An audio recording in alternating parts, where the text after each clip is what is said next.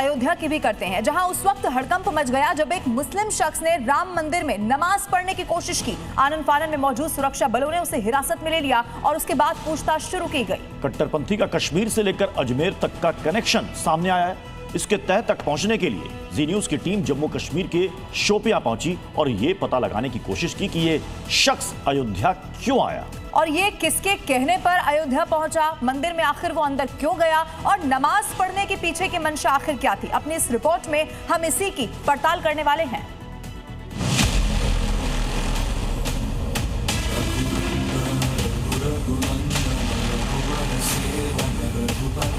प्रभु की कृपा और बजरंगबली जहां की रक्षा स्वयं कर रहे हो, वहां तो भूत पिशाच से निकट नहीं आए हुए।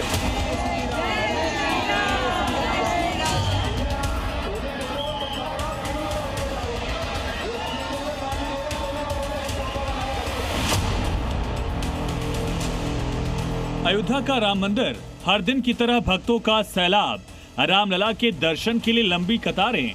लेकिन 10 जनवरी दिन शनिवार की शाम अचानक पूरे परिसर में हड़कंप मच गया।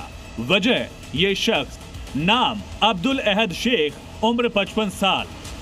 अब्दुल अचानक राम मंदिर परिसर के दक्षिणी परकोटे पर नमाज पढ़ने लगा। तभी वहां मौजूद श्रद्धालुओं की नजर उस पर पड़ी। इसकी सूचना तुरंत सुरक्षा कर्मियों को दी गई। उन्होंने आनन फानन में नमाज पढ़ रहे इस शख्स को हिरासत में लिया। जब उसे नमाज पढ़ने से रोका गया तो वो समुदाय विशेष के नारे लगाने लगा। सुरक्षा बलों ने सख्ती से पूछताछ की तो पता चला कि अब्दुल श्रीनगर के शोपिया का रहने वाला है। फिर क्या जी न्यूज की टीम अब्दुल के घर पहुंचकर उसकी कुंडली खंगालने में जुट गई। इस वक्त हम शोपियन के गदापुरा इलाके में है, उस घर में है जहां अब्दुल अहद शेख रहते हैं। अब्दुल अहद शेख वो शख्स है जिसे कल अयोध्या में राम मंदिर परिसर में पकड़ा गया था, जब सीता रसोई के पास वो गेट नंबर 1 के पास नमाज अदा करने की कोशिश कर रहे थे। उसी वक्त यूपी पुलिस ने उन्हें पकड़ लिया और उसके बाद उनको इंट्रोगेट करने शुरू कर दिया। और यूपी में अलर्ट हुआ कि एक शख्स जो शोपियन इलाके का रहने वाला है वो इस मंदिर परिसर में नमाज कैसे अदा कर रहा है। जब जी न्यूज की टीम ने अब्दुल के परिवार वालों से बात की और उसके बारे में जानना चाहा तो पता चला कि अब्दुल मानसिक रूप से बीमार है, उसका इलाज चल रहा है। रक्साना जी, क्या दलील मतलब ये कत पर द्राव यह द्राव कापरन पे कापरन क्या शुते करा कापरन मे तत मालिन बस बेमार बनियस पत मालिनो तोड़ ये मे सत तुल सुबह पे चाय कप चेथी योत। अच्छा, अहन तो पत किस के लजो ते पता ये वाच रात नेबर पे पत मैसेज तो अस लज पता बे अमिस तत कार्ड द्रोम मगर जिम छ दपान कि ये किस कर वोत अयोध्या किस कर वोत। अहन अस तत पे पाई वोत कत पाठन तम निश बेखबर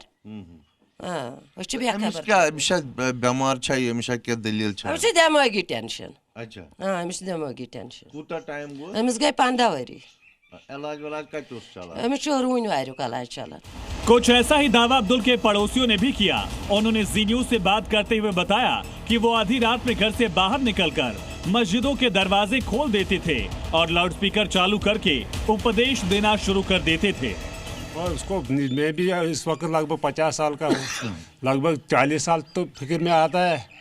इसको कम से कम 15 साल हो गया ऐसे हालत। क्या हालत है? हालत उसको दिमागी है। अच्छा, हाँ वो दिमागी है। वो रात को जाता है दरगाह पर 12 बजे 1 बजे अजान स्पीकर छोड़ता है, ऐसे ही गंदे गंदे हरकत भी करता है। अब्दुल को अयोध्या में हिरासत में लिए जाने के तुरंत बाद जब यूपी पुलिस ने कश्मीर पुलिस से संपर्क किया तो एक टीम अब्दुल के घर पहुंचकर परिजनों और पड़ोसियों से बात करती है। जो घर वालों ने बताया है कि वो मेंटली रिटार्डेड है और आज इनके घर का जो बेटे 2 हैं उसके अब्दुल अहद शेख के वो और उसके साथ साथ वो उसका भाई और साथ ही वो सारे रिपोर्ट्स जो साइकेट्री हॉस्पिटल के हैं या उसके इलाज के हैं वो यूपी भेज दिए गए हैं, जहां पर उनकी जांच पड़ताल होगी और उसके बाद अब्दुल अहद शेख का आगे का जो प्रोसीजर है वो तय किया जाएगा। भाई अब्दुल के इस कृत्य के बाद हिंदू समुदाय में आक्रोश है। विश्व हिंदू रक्षा परिषद ने मंदिर परिसर में मुस्लिमों की एंट्री पर बैन लगाने की मांग की। मैं मांग ये कर रहा हूँ कि इनकी पहले साजिश देखा जाए कि अकेले नहीं गए थे, विदेशी ताकतें निश्चित होगी। जिस तरह छांगुर की प्रक्रिया थी और जिस तरह से KGMCU में नामजद काजी सैयद जाहिद हसन की तत्काल गिरफ्तारी हो और राम मंदिर में नमाज पढ़ने की कोशिश करने वाले की जांच पूरा विधिवत होनी चाहिए। और राम मंदिर परिसर में जो गंदगी हुई है ये हमारे हिंदू समाज के लिए बहुत गलत है। ऐसी स्थिति में अगर सरकार आदेश करेगी तो हमारा अयोध्या के विश्व हिंदू रक्षा परिषद सभी पदाधिकारी पूर्ण रूप से गंगा जल से छिड़काव भी करेंगे, मंदिर को कायदे से साफ करेंगे।